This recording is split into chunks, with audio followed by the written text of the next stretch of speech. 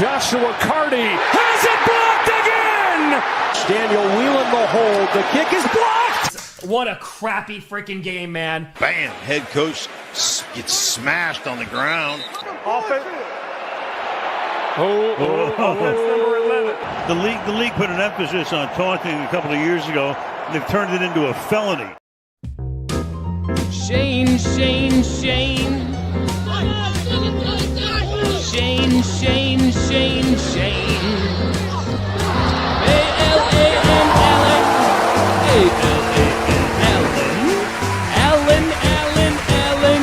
Allen. Hey, it's the week 4 preview for the 38th parallel. I am the Hepatarian. With me sometimes is Alan Mosley. How are you doing, sir? I was watching Red Zone this weekend, and over like just the first half an hour of the 7-hour broadcast, me and the guys were like, apparently kicking is really hard. Yeah, apparently it's really hard to do. It feels I haven't looked at the numbers, but it feels like this has already been a pretty rough year for special teams. Does it feel like that? Oh yeah, for sure. Okay. I mean, yeah. Well, I'm asking a 49ers fan, for God's sakes. Oh yeah. So, yeah, I know. yeah. Having Vietnam flashbacks over here. Oh, who's gonna make it? I hope so. Well, we'll just go ahead and get started. Hopefully, I have the order right. I'm sure as I start talking, you're gonna interrupt me and be like, "No, this isn't the way it's supposed to be." But anyway, I think we're gonna start with the Q&A. Is that correct? Let's do it. Yeah, let's do it. All right. You're running the show. We're doing whatever you say. I'm trying to act like I don't know what I'm doing when I don't know what I'm doing. Is the first question what I'm going to ask right now. The first question is, Giants head coach Brian Daboll, is he making the right call going with Jackson Dart and not Russell Wilson? Going with Jackson Dart for the rest of the season. They already said that. This is not a trial, ladies and gentlemen. The Dart era has begun for the New York Football Giants. I'm going to call this yes, comma, but. So the yes, comma, but is if you watched that Giants Kansas City game, by the way, Sunday Night Football this past week, it kind of felt like that was the final nail in Russell Wilson's career. 18 of 32, 160 yards, 2 interceptions. He had a 6.5 QBR. Let me get that right. I didn't say he had a 65 QBR. I said he had a 6.5 QBR. Now, whether or not Jackson Dart is or isn't the future in New York, we won't really know with him on the bench, right? And what's he going to learn watching Russell Wilson play like that? I think the Giants fans are ready to see their rookies, Dart and Scatterbo, take the carries off the equation. Put them in full time, let them run the offense. You know, when you look at how they rushed Daniel Jones out of the door there in New York, who now just so happens to be leading the NFL in Indianapolis, you kind of see that the Giants have a lot more problems than just quarterback, right? So the yes, comma, but is, should they be starting Jackson Dart? Yes. However, I think it's too late to save head coach Brian Daboll's job. Barring a miraculous run to the playoffs, I think Daboll's out after the season. He looks like he's already out now.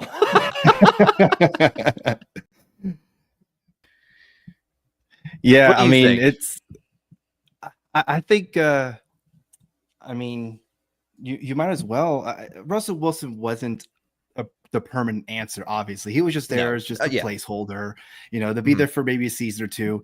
And I'm pretty sure he did a press conference recently where he's saying, "No, I believe in my talent, and I'm not retiring anytime soon. So I'm sure he'll be at some other team next year." Who will be a bonus question? Who will be the team that Russell Wilson will be playing for next year? If you had to guess. Now, the question that I don't have an answer for is that if we know Jackson Dart starting the rest of the year, that's set in stone. And I'm assuming Russell Wilson's not happy. Is Jameis Winston the backup now, or is Russell Wilson the backup? Because Jameis Winston, ladies and gentlemen, still exists. Yes. And he's on that team. I don't know. I have no idea. I think they ought to just cut Russell Wilson. Let him go. If he wants to go try to play somewhere else, go for it. Let Winston back up Dart. Maybe you should go over in Carolina. Bryce Young probably needs some help over there, right? Go eat those W's. Yeah. All right. Yeah. Oh yeah, Bryce Young needs something. But I don't know what he needs, but he needs something. Yeah. All right. Next topic. This is a big game. This next game is pretty big. And speaking of big, how big of a deal is Green Bay defensive end Micah Parsons' return to Dallas? How big is it? Okay. For Parsons, yeah, and for his ex-teammates, I think it's a pretty decent sized deal. But for the teams and the season, I don't think it's so much of a big deal. So let me explain that. So for anybody who's been watching the Cowboys product on the field, this team is in a downward spiral. They're lucky to be 1-2. They could be one of those 0-3 teams we'll talk about later. They're lucky to be 1-2. The last two QBs they faced were the aforementioned Russell Wilson and then Caleb Williams. Those guys combined to go 49 of 69 for 748 yards and 7 touchdowns. Oh. That's not a 6.5 QBR for those keeping track. Now, that's mostly an indictment on a horrible secondary, right? Yeah. One scout actually was quoted by ESPN this week saying, quote, "The Cowboys zone is the worst I've ever seen at the professional level." Ouch. But that's only compounded by the fact that the Cowboys are 28th in sacks, dead last in passing defense, 29th in total defense. This is bad defense. Now, the finger should be pointing at Jerry Jones. People have already beat this dead horse. This is just his latest disaster in contract negotiations. This is not a new thing. They actually, of all people, they actually interviewed former quarterback Tony Romo, everyone's favorite CBS analyst. He said this week that his contract negotiations with Jerry Jones, quote, feels kind of like a shakedown. That's what you want when you're building a roster is a shakedown. Yeah. The Cowboys locker room knows that they're a worse team than they were before. Yeah. And Sunday night's game that's coming up is only going to be a reminder of that fact. Now, on the other side, okay, so Micah Parsons, right? Let's talk about him for a minute. Is he going to be very motivated to come back to AT&T Stadium and put on a show? Absolutely. But he was actually already talked about this, and he was asked about his relationship with Dak Prescott, and he said he doesn't look forward to trying to sack Dak Prescott. You want to know why? I'll tell you why. Because he's friends with Dak Prescott. Because that man was actually happy in Dallas, and he said he wanted to retire as a Cowboy. It's the team he grew up a fan of. It's like a dream scenario. There's no other way to spin this other than a complete organizational malpractice by Jerry Jones. So I'm going to go ahead and tell you right now, Green Bay, they're going to be looking to rinse the bad taste from last week's disappointing loss to Cleveland. I expect Green Bay, the line I last saw was Green Bay -7. Ladies and gentlemen, take a second mortgage out if you need to. Put it on the Packers. They're going to go into Dallas, and they're going to win by however many points they want. Man, it sounds like Micah Parsons, like you were saying, he really wanted to stay as a Cowboy, but Jerry Jones like, nope, I don't think so, buddy. You're going to Green Bay. How about that? Look, I'm sure there's a lot of fourth-string quarterbacks for a community college that grew up liking the Cowboys and wish they could play for them. This isn't that guy. This is one of the best defenders in the NFL in his prime, and they showed him the door. They're about to get murdered by the Packers on Sunday. Bet your house on Green Bay. Quote me. Oh, man. All right, moving on. Which 0-3 team is the most desperate for a win? Whew. Okay, well let's break it down really quick. So I'm gonna say the Houston Texans, and that's only because their season's not totally over yet, unlike some people. Yeah. So here's the breakdown. Since 1990, that was the year they expanded to the 12-team format. Yeah. Only one team, the 92 Chargers, made the playoffs after starting 0-4. 35 teams have done it if they started 1-3. Now, since the 14-team format in 2020, 5 have made it at 1-3, none 0-4. So the Titans are playing at the Texans, right? And the Jets are playing at the Dolphins. So barring ties, at least a couple of those teams are going to have a win after this weekend. The other teams are the Saints, who are going to on the road to play at the undefeated Bills. So good luck, Saints. Yeah, and the Giants are going to go play at the undefeated Chargers. Good luck, Giants. Yeah, there he is. Good luck to Jackson Dart for his first game.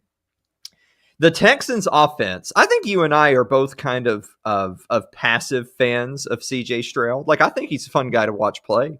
But their offense is averaging 12 points a game. New offensive coordinator, Nick Caley, he's underperformed, I think, to put it mildly. They've been very conservative in their play calling. The opponents they've played so far are a combined 7-2. And all of them have exploited the Texans' biggest weakness, which is their offensive line. Stroud has already been sacked 8 times so far this year. That's 6th most in the league. According to FPI, they still have a 14% chance to make the playoffs, thanks in large part to schedule, and they play in the AFC South. They must beat the Titans this week, or that drops down to 6.9%. Nice. And we can call that season over. Man, the Texans, they better get that offense. Something must happen with that offense before, because their defense is okay, but the offense, that I don't know what's going on over there. So, and speaking of that, the Texans are the only team in the NFL who haven't run an RPO type play. 0% RPO, 0. So, like you're saying, with conservative play calling. I know that you and I talked, either it was last week or the week before, that the Texans were the team that completely reconstructed their offensive line because of this exact same problem last year, and they emptied the stock. They gave away all the picks and all the salary cap they had to rebuild their offensive line, and now CJ Stroud's running for his life after 3 weeks yet again. I don't know.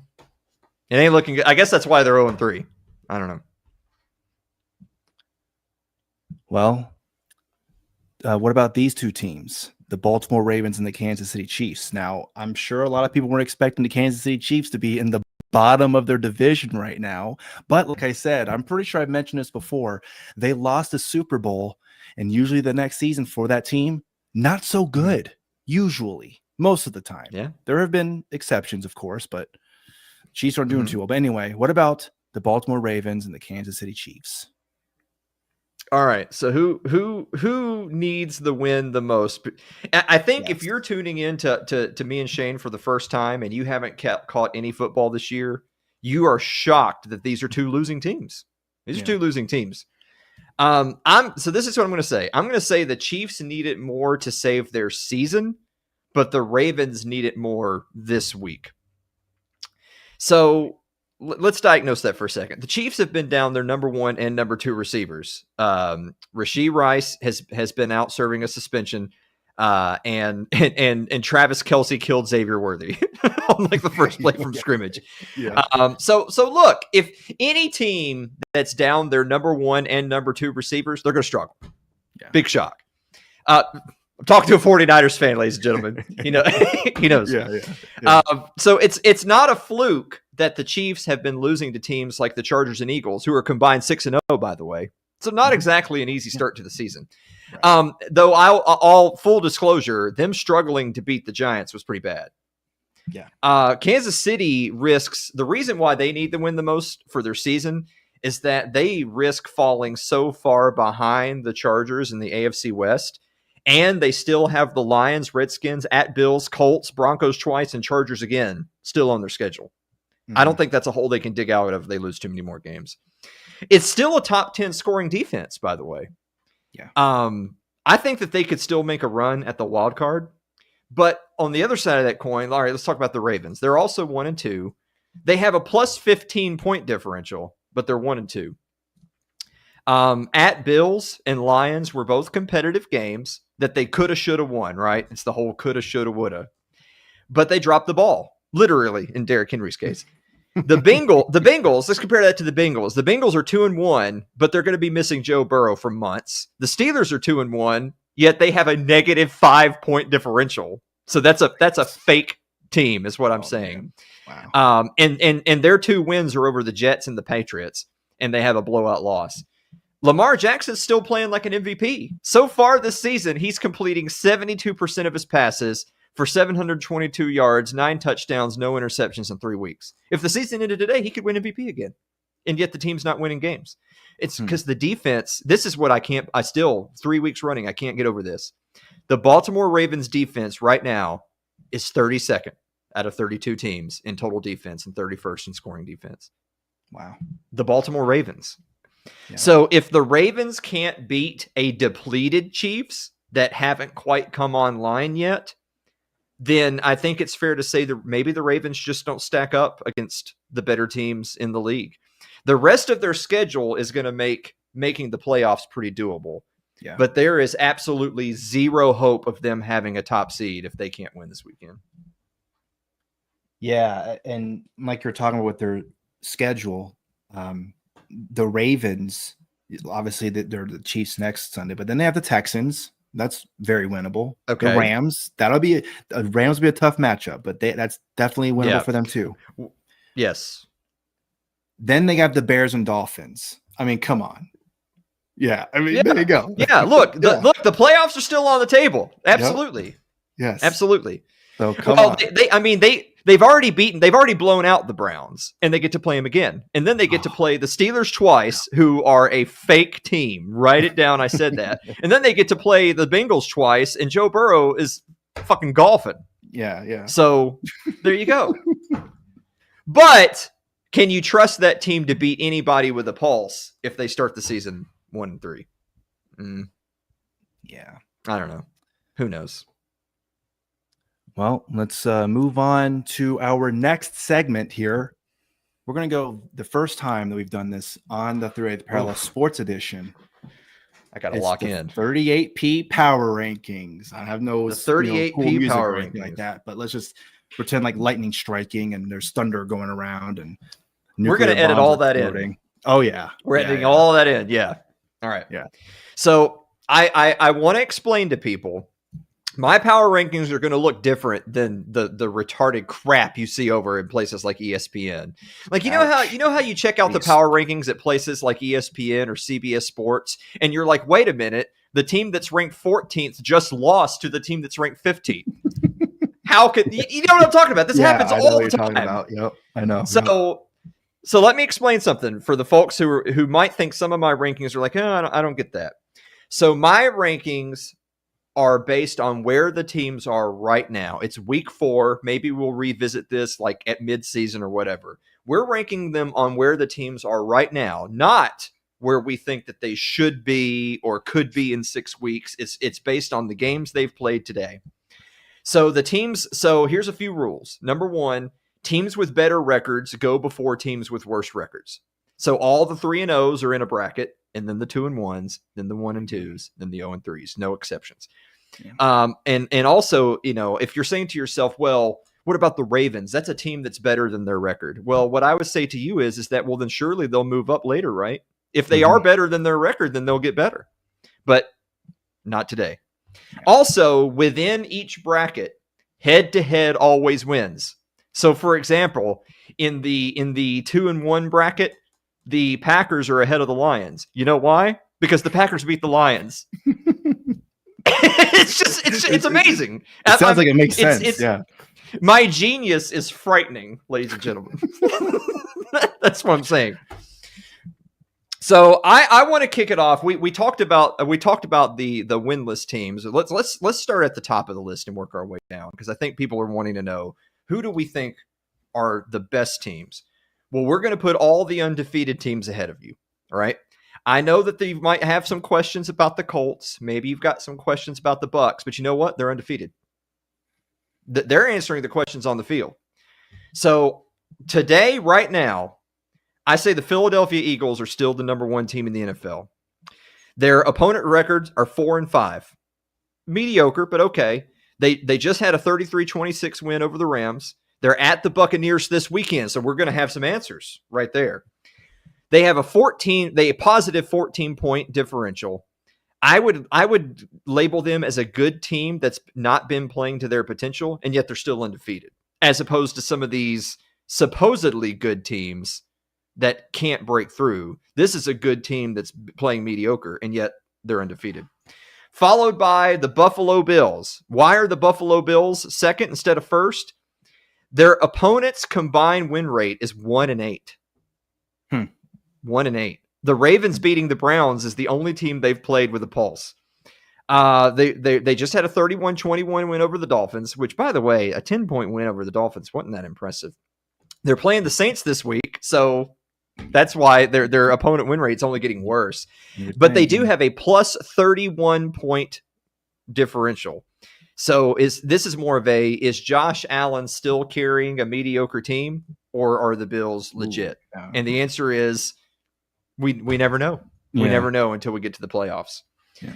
How about this, Shane? This is for you, my friend. Yeah. I'm putting the San Francisco 49ers wow. at number 3. Now, I know what you might be thinking. Wait a minute, Alan. The 49ers suck, and you're right. But the fact of the matter is, ladies and gentlemen, they're 3-0. Their opposition win rate is 5-6. That's a hell of a lot better than 1-8 Buffalo Bills. They just had a 16-15 win over the Cardinals, which, a win is a win. Yep. They're playing the Jaguars this week. They have a plus 10-point differential. Boy, you're going to be taking years off of Shane's life this year watching the 49ers. Yeah. So the question is how high is the ceiling? If they've been missing all these players and they're only going to get healthier, but they're 3-0 today, shouldn't they be even better in week 6, week 10, week 12? Maybe. Hopefully. Los Angeles Chargers are number 4. Their opposition record is 3-6. They just won 23-20 over the Broncos. They're playing at the Giants this week, so that's not really doing them any favors. But they do have a positive 20-point differential. Listen to this about the LA Chargers. They played all 3 of their divisional opponents the first 3 weeks of the regular season, and they're 3-0. They're already 3-0 on their division. That's pretty damn good. Yeah, that's pretty good. It's pretty damn good. Number 5, Indianapolis Colts. They're the 5th out of 6 undefeated teams. They're like the Bills. Their opposition record is 1-8. They've had it kind of easy so far. So we don't know. They just won 41-20 over the Titans. They're playing at the Rams this week. That's a big game. The winner of that game is legit. The loser of that game, it's up in the air. They have a plus 47-point differential. This team is winning handily. Oh, yeah. So the question is can I'm not going to call him Indiana Jones this week. We're going to call him Danny Dimes this week because we're triggering too much of the audience. Can Danny Dimes keep this up? Is this the real Daniel Jones? I mean, he's done it for 3 weeks. Maybe he'll make it 4 weeks. We'll find out. Finally, Tampa Bay Buccaneers, who, once again, their opponent's combined record is 1-8. Once again, the teams that are 3-0 have had fortunate schedules to start the season. They had a 29-27 win over the Jets, which, yikes. Yeah. They're playing the Eagles this week. That's another game where one of these is a pretender and one of these is a contender, and we're going to find out this week. It's a big game. They only have despite being 3-0, their point differential is plus 6. Ooh. With 6 less points, they're a winless team. Yeah, the Tampa Bay Buccaneers. They're battling it out. The answer for the Bucs are tons of injuries, right? Completely reshuffled offensive line. Mike Evans is going to be out now this week. They lost another defensive tackle for most of the season, if not the year. I don't know how they keep doing it, but somehow they're 3-0. So as I said earlier, if they're undefeated, they're going to be at the top of the league. It doesn't matter what we think from there. So with that said, let's move on to the one-loss wonders. All of these teams are 2-1, or at least they were before Thursday Night Football. A couple of those teams played last night. We'll get to that. Yeah. I'm going to say the Seattle Seahawks are number 7. They're 3-1 now. Their opposition record is 7-6. They've been playing better teams, and they're 3-1. They just won by a field goal over the Cardinals last night. They've got the Bucs next week. So depending on Bucks Eagles this week, Bucks next week, they have a positive 44-point differential.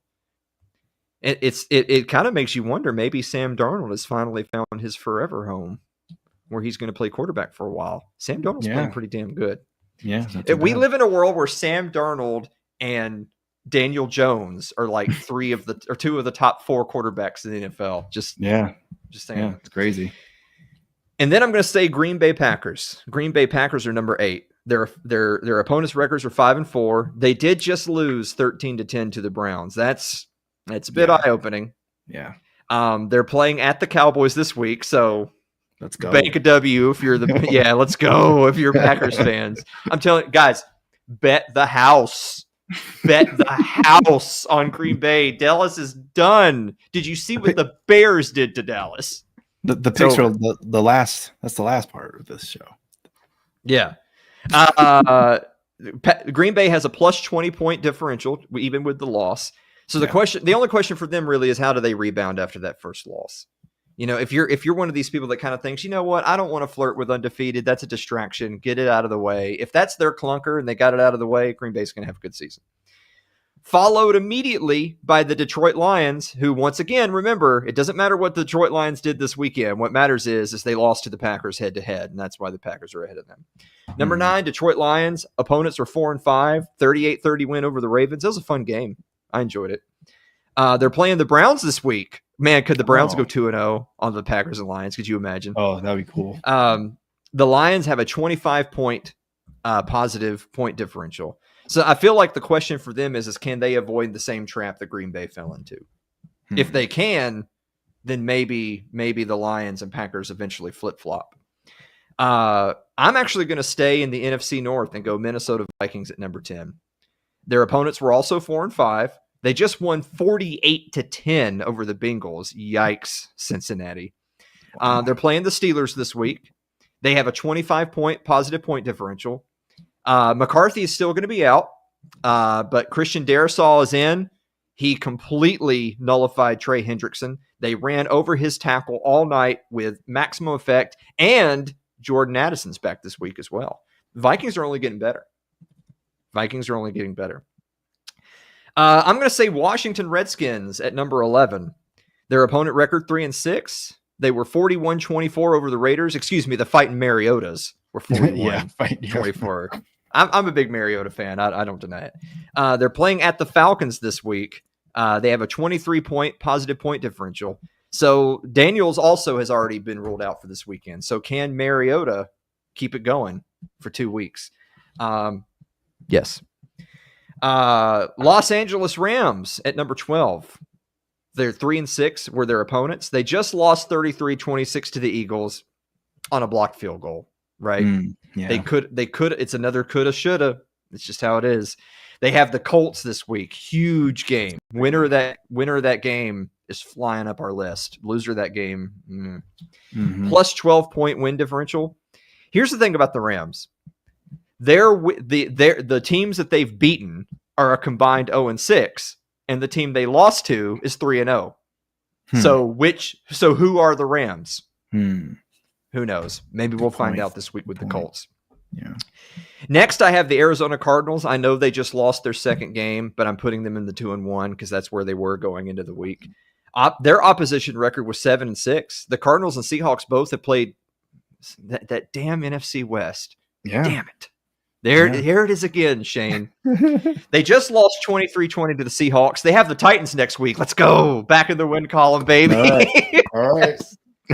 They're only plus 8 in points. So for a team that is now 500, whose point differential is very nearly 0, I feel like they're the Dalton line.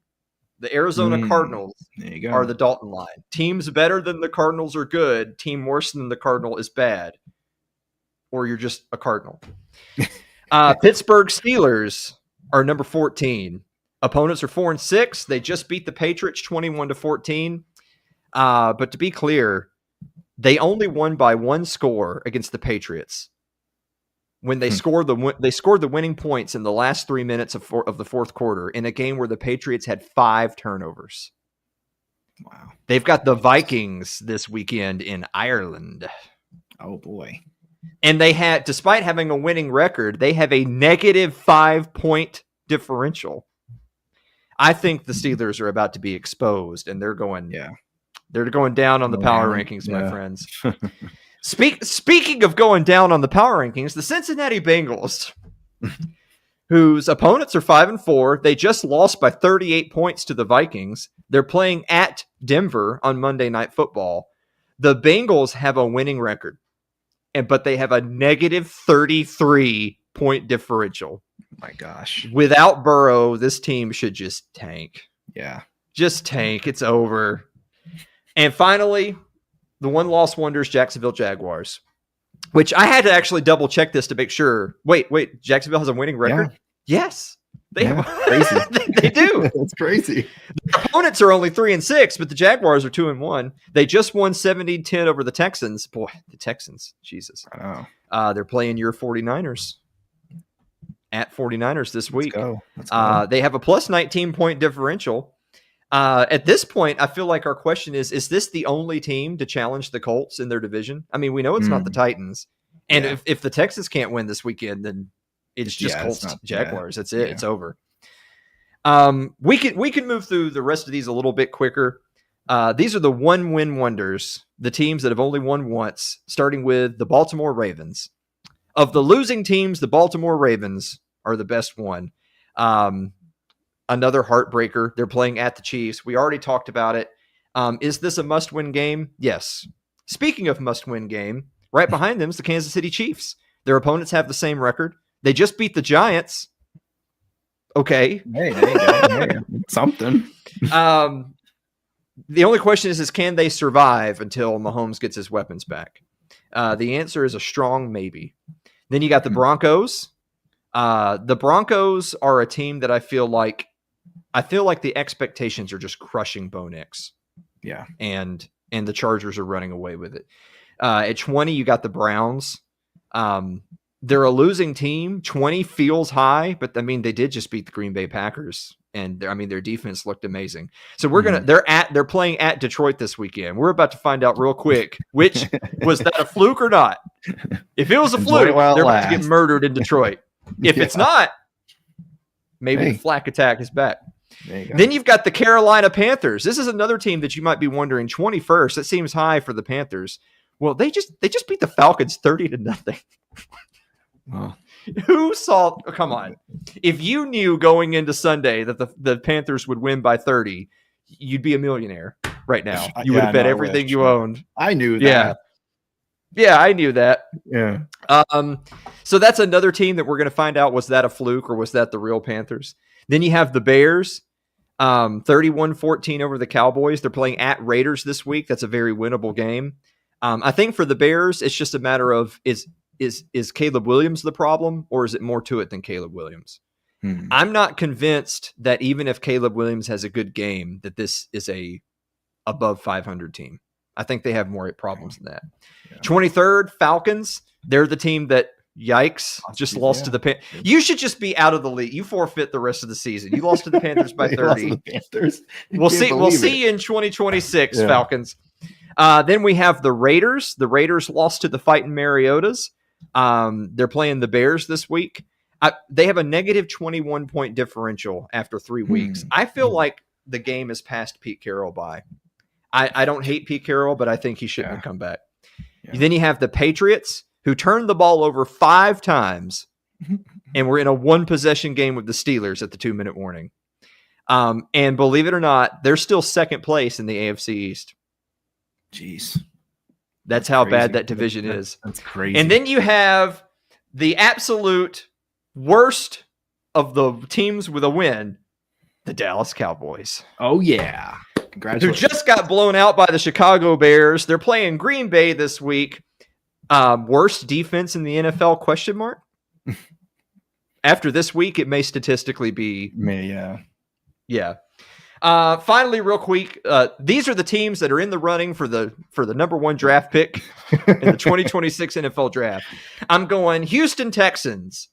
I'm putting them at the top just because of what we talked about earlier. I feel like at least it feels like their season's not over yet. right? Yeah. Like they at least have a chance at a playoff spot. Yeah. Then you have the Jets, who were a last-second field goal away from beating the Bucks, which was really kind of out of left field, and that was with Tyrod Taylor, by the way. Crazy. They're playing at Miami this week, who's our next team on the list. Someone has to win. So one of these teams is going to get a win. In a tie. You never know. So 29th is Miami. They're playing the Jets. Miami has a negative 41 point differential. Respectable. They only lost by 10 to the Bills, but respectable losses aren't going to save that man's job. That dude's out after this year as well. Speaking of not saving your job, New York Giants are 30th. They've got the Chargers this week, so it's not getting any easier. Jackson Dart to the rescue. We already talked about that. I think it's the right decision, but it doesn't matter. They're about to clean house. All right, so who's getting the number 1 draft pick next year? Right now, the runner-up is the New Orleans Saints. New Orleans Saints just got ass blasted by the Seattle Seahawks, 44-13. The Seahawks ass blasted them and then went on a short week and already won again before we even got around to talking about the game.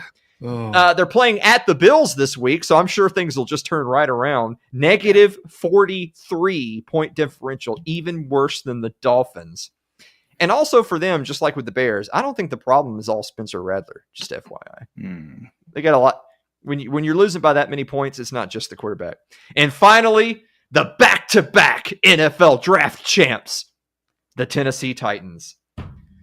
The Tennessee Titans, who just lost a 3-touchdown. Whoop. Yeah, that's the number 1 overall pick, ladies and gentlemen. Lost 41-20 to the Colts. They're at the Texans this week in another game that is a someone must win and also a negative 43 point differential. So it's down to it's right now. It's Saints Titans. I'm going to say today the Titans are the worst team in the NFL. Yeah, I wanted to add a few things to the whole list, which was great, by the way. Great, wonderful power rankings. Don't disagree with any of that. So kudos to you on a job well done. I did want to add a few things though. And some of this may be interesting, maybe not. I don't know, but I'm going to tell you anyway. So the Philadelphia Eagles, you say, are number 1. That's the number 1 team. The Eagles have the worst average starting field position at just around the 22-yard line. Hey, if they can start at the 22 and still score some points. Hey, glass half empty, worst starting field position, glass half two. We're the best team in the NFL. So hey, you're right. If they're 3-0 with that kind of special teams, pretty good. The Buffalo Bills were the next one. Here's an interesting stat that I found. 100+ points, 0 turnovers, less than 15 penalties, 150+ rushing yards per game, 250+ net passing yards per game. Never in NFL history had any team done that over a 3-game span. The Buffalo Bills of this season. Congratulations, Buffalo. You're doing it again. The Josh Allens, congratulations. You're doing it again. And all they had to do was play against teams who combined for a record of 1-8. Yeah, right. Yeah. If you play the Saints and Titans, doing pretty good. You're going to score 100 points. So have fun with that. Now, the San Francisco 49ers, number 3, like the Eagles with the worst average starting position, let's kind of flip that with the 49ers. They have the worst where they start the worst field position at just around the 33-yard line. Mm-hmm. So, I mean, they're number 3, and they could barely score 16 points against the Cardinals. So I don't know if that says anything about the offense or maybe just the Cardinals defense was good that game or what's going on. But sounds like a quarterback controversy to me. That's what it sounds like to me. You are correct. 49ers skipping down to seething right now. Yeah.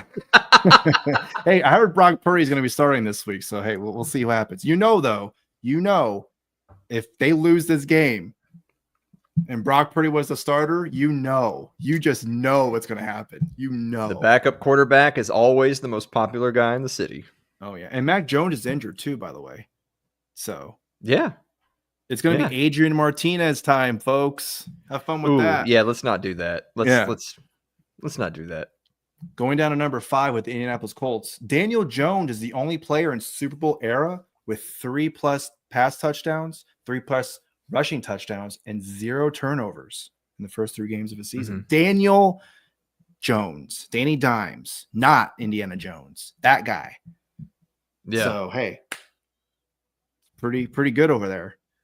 He's like the white Cam Newton in that 1 year that Cam Newton was okay. Yeah. Yeah, I said it. Yeah. I don't know why we're trying to whitewash history to say that Cam Newton was good, y'all. He wasn't. But go ahead.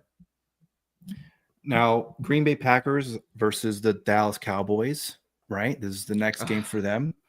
The Packers are 9-1 in their last 10 matchups against the Cowboys. The last loss that happened was on October 16th of 2016. So the Packers 9-1 against the Cowboys. So, hey, Packers should feel pretty confident going into that game. And they've only allowed 44 points. The defense is cooking over there. Not too bad. Not too bad. Bet the house. Yeah. Yes. The Detroit Lions, only team in Super Bowl era to have game with 7+ sacks. Listen to this: 7+ sacks, 4+ rushing touchdowns, 0 turnovers, and 0 sacks allowed. I think something's happening over there in Detroit. I was saying that the glass is going to fall under their feet. Sounds like I was wrong. So far, I was wrong. Talking about the Ravens game? It could be, yeah. Is that what possibly? Yeah, that's probably what it was. And they only won by 8. Yeah. Just something to. It's crazy, isn't it? Interesting. Yeah. Last additional fact here: the Minnesota Vikings. They are the first team. Get this: the first team in NFL history to have 2+ pass touchdowns, 2+ rushing touchdowns, 2+ defensive touchdowns, and 2+ made field goals, all before the 4th quarter. Wow. So the first 3 quarters they were cruising, and then they were like, 4th quarter, whatever. We'll just have a vacation after that. Listen, I'm not going to sit here and try to sell you that Carson Wentz is going to be this year's Sam Darnold. What I'm telling you is that the Vikings defense is tremendously good, and it's only going to get better. Their offensive line is only getting better, and their wide receivers are only getting better. This team is only getting better. Yep. And Wentz is better than McCarthy. But yeah. Mm-hmm. Ouch. Oh my gosh, you did not just say that. I mean, he I can't is. believe you say that. All right. We are coming down the home stretch with the picks. The picks. Mm-hmm. The good old picks. All right. We're starting off our first pick. The Minnesota Vikings are going on the road to play the Pittsburgh Steelers, who are a 2.5-point home underdog. It's only 2.5 points, Shane. Yeah. What do you think? Well, maybe I'll go against your grind here and say the Pittsburgh Steelers will squeeze one in there and win against the Vikings. What do you say about that? I think the Vikings are about to destroy the Steelers. So for the Steelers to win or tie, they'd have to score a point. I think Aaron Rodgers would do that. I'm not sure that they score on the Minnesota Vikings.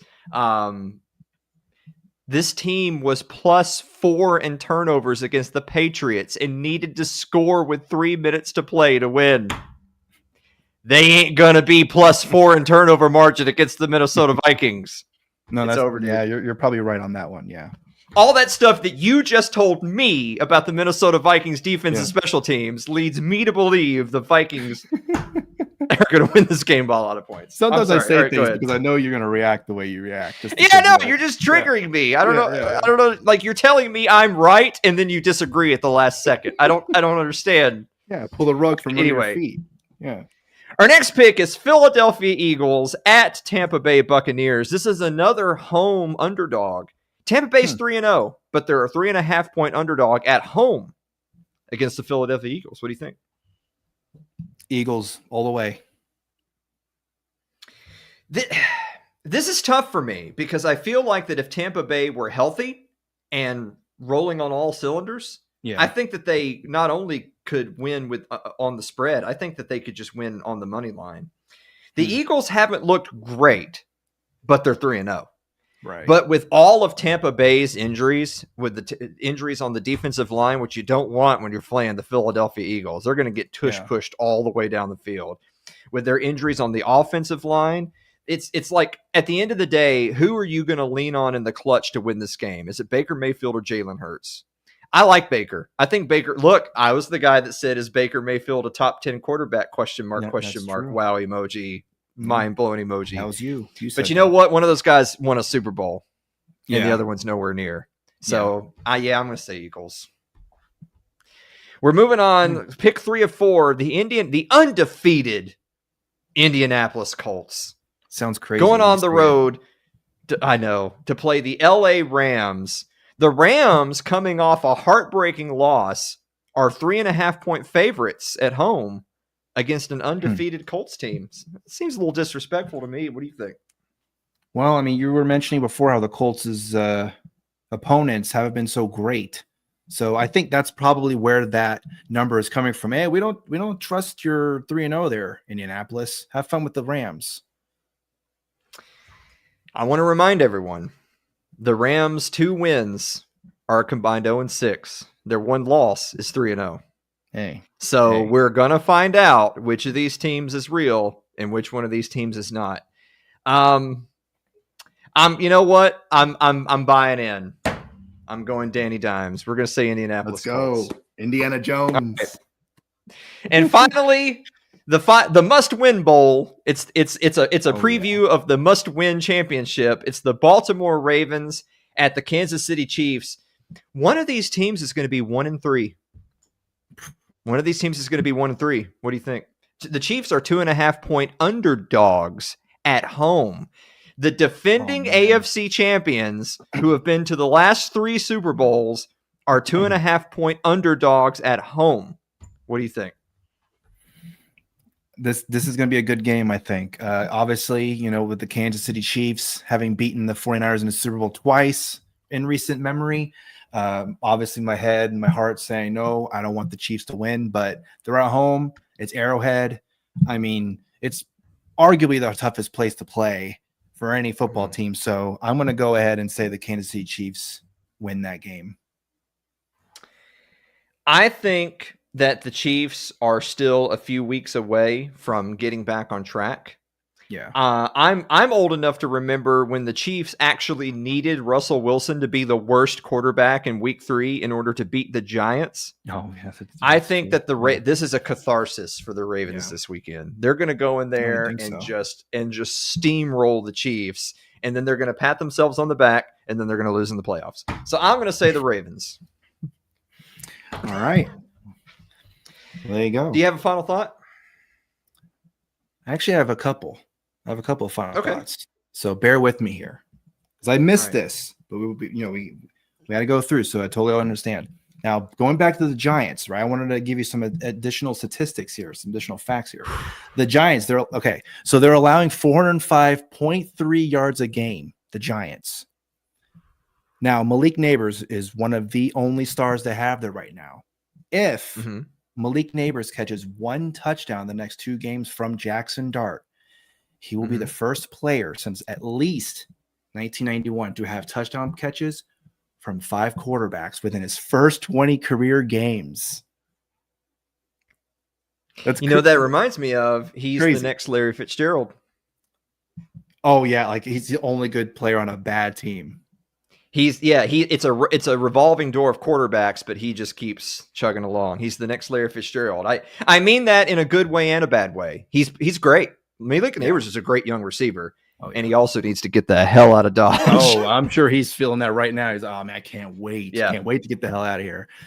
Another thing, now you mentioned Russell Wilson and his QBR and he's also the first QB in NFL. Yeah, not good.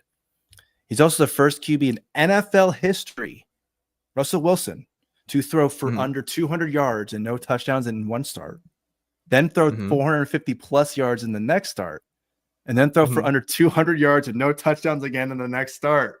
Russell Wilson. You know what's amazing is that game where he looked like the best quarterback in the NFL in week 2 was against the Dallas Cowboys, of course, but they still lost. Which again tells you there's more problems in New York than just quarterback. Oh, yeah. Finally, the 49ers right now, they're the only team in the NFL that does not have a rushing touchdown. That's it. No rushing touchdowns for the front.